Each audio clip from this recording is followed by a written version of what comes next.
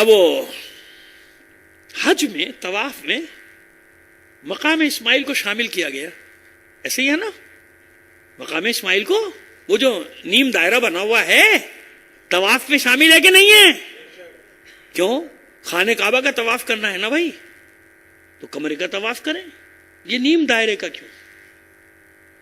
اب کچھ کہتے کہ نہیں صاحب وہاں پہ وہ جو ہے نا وہاں تک خانہ کعبہ وہاں تک تھا، تو بھائی بنا دو نا وہاں تک، پہلے جہاں تک تھا جناب ابراہیم نے بنا دیا، جناب اسماعیل نے بنایا، وہیں تک بنایا، اگر تھا تو بنا دو، اور تو کس نے گرایا؟ اگر وہاں تک تھا تو کس نے منع کیا؟ اگر تھا تو بنا دو، کتنی بار گرا ہے، ٹوٹے ہی دیواریں اس کی، بار بار تعمیر ہوئی ہے قرآن اللہ کے گھر کی، ہے نا ایسا؟ لیکن نہیں، طواف باہر سے ہوگا۔ طواف کہاں سے ہوگا؟ دائرے کے باہر سے ہوگا۔ حتیٰ کہ مقام ابراہیم کے لیے اجازت دے دی آج تمام فقہوں نے، جتنے بھی فقہ ہیں ہماری، ان سب نے اجازت دے دی کہ اگر پسنے کا ہجوم میں خطرہ ہو، ضعیف ہو، بوڑھی ہو یا بوڑھا ہو، کوئی بات نہیں، مقام ابراہیم کے باہر سے بھی چلے جاؤ، ہے نا؟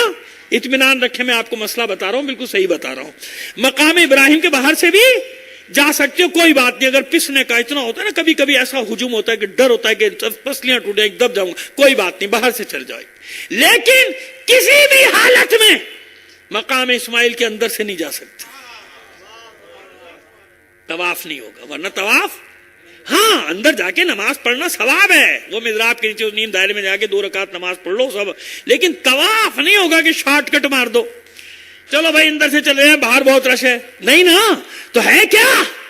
گھر تک پہنچانا ہے مجھے آپ کو، گھر سے میں نے بات شروع کی ہے، یہ ہے کیا؟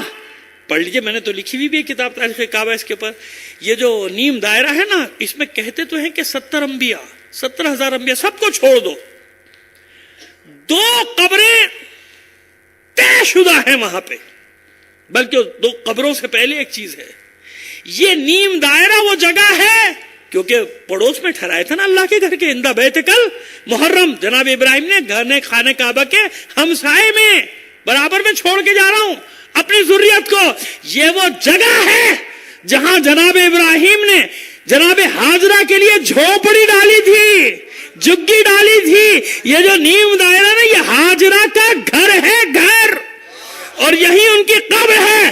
مشیت کو گوارا نہیں کہ جس بی بی نے اتنی قربانیاں دی اس کے گھر کو اپنے پیروں سے رونتے ہوئے جاؤ، خبردار، جیسے میرے گھر کا احترام ہے ویسے ہی حاجرہ کے گھر کا بھی احترام ہے۔ حاجرہ کون ہے؟ حاجرہ جناب اسماعیل کی ماں، اور فخر اسماعیل کی ماں کا نام ہے فاطمہ زہرا، اس لیے کبھی ابراہیم نے مقام اسماعیل پہ کھڑے ہو کے سلام نہیں کیا، مگر فاطمہ کے گھر کی عظمت بتانے کے لیے اللہ کا رسول ہر روز اس دروازے پر سلام کرتا تھا۔